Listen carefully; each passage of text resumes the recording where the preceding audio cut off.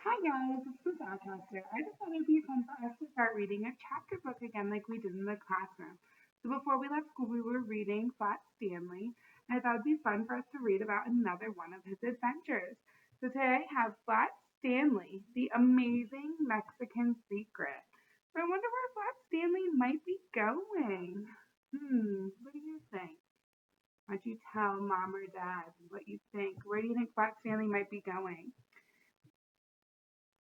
I think he might be going somewhere like Mexico, do you think? And I'm reading this book in permission with Scholastic Publishing. So, what I think we're going to do is every day I'll post a new chapter or a new section of a chapter and kind of give you something that you can respond to on Seesaw. All right, let's get started. Chapter 1 Olay. You have met your match, Stanley Lambchop called down the hallway to his youngest brother, Arthur. Arthur snorted and stomped his foot. My amigo is right here, said Carlos, their friend from next door, who had slept over. Stanley knew that amigo meant friend in Spanish. You will never defeat a great matador and cape like us. Carlos took Stanley's hand and dangled him just off the ground. This was not very difficult because Carlos was quite tall for his age. Also, Stanley was only half an inch thick. Stanley had been flat ever since the enormous bulletin board over his bed fell on him one night while he was sleeping. Sometimes he found being flat was no fun at all. People had a habit of sitting on him on the bus, but there were good things about being flat too. Stanley could slide under doors, he could travel in the mail, and he could be a very good bullfighting cape when Carlos came over to play. So remember, Arthur is Stanley's brother, and Carlos is his neighbor. Arthur charged down the hall, headed straight for them. At very last moment, Carlos swung Stanley upward. Arthur passed below Stanley's toes, brushing the ceiling. Olay! Carlos and Stanley cried triumphantly. They turned to face their opponent. Arthur narrowed his eyes and slowly backed up to the other end of the hall. Stanley knew to take his brother very seriously when Arthur was mad. Why do you think Arthur might be mad? Let's find out. After all, it wasn't always easy for Arthur having a brother who was flat and could do so many unusual things. Plus, Stanley was dressed in all red, which Carlos said made bulls very angry. With a roar, Arthur rushed toward them. He was the fastest bull Stanley had ever seen in the house.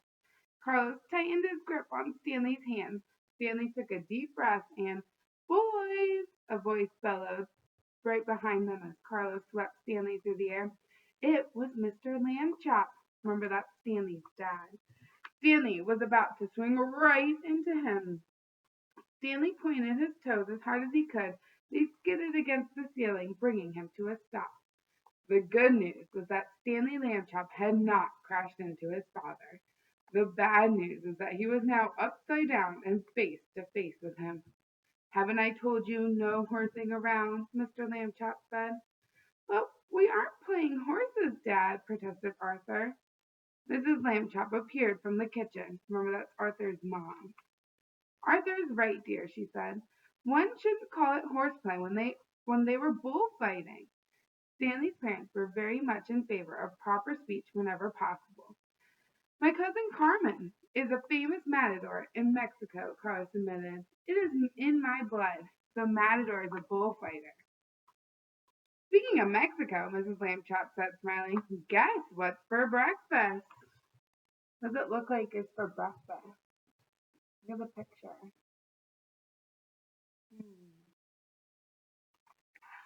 Everyone followed her into the kitchen. What is it? Stanley asked, poking the yellow mound on his plate with a fork.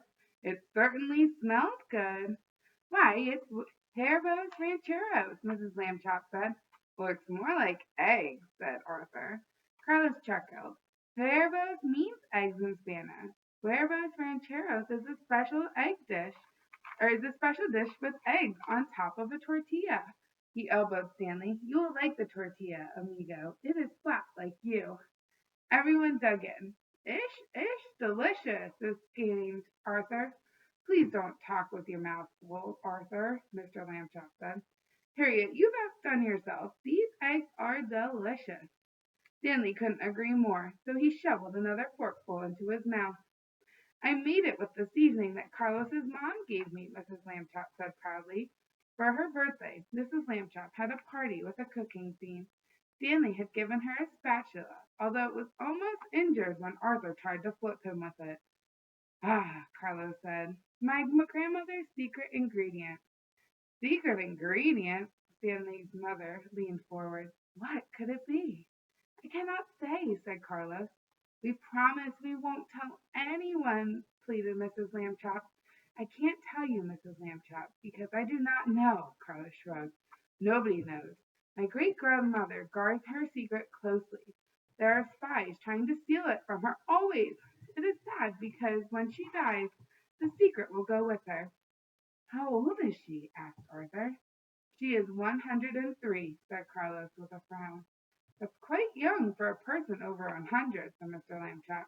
Carlos, said Mrs. Lambchop, I love cooking, and this is the most wonderful flavor I have ever known. I would be honored to carry on the tradition of your great-grandmother's secret ingredient. But how? Said Carlos. I'll call her, said Mrs. Lambchop. Carlos shook his head. My grandmother does not have a phone.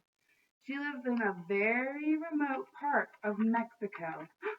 I'll write her a letter, said Mrs. Lambchop. She would never send her secret ingredient in the mail, said Carlos.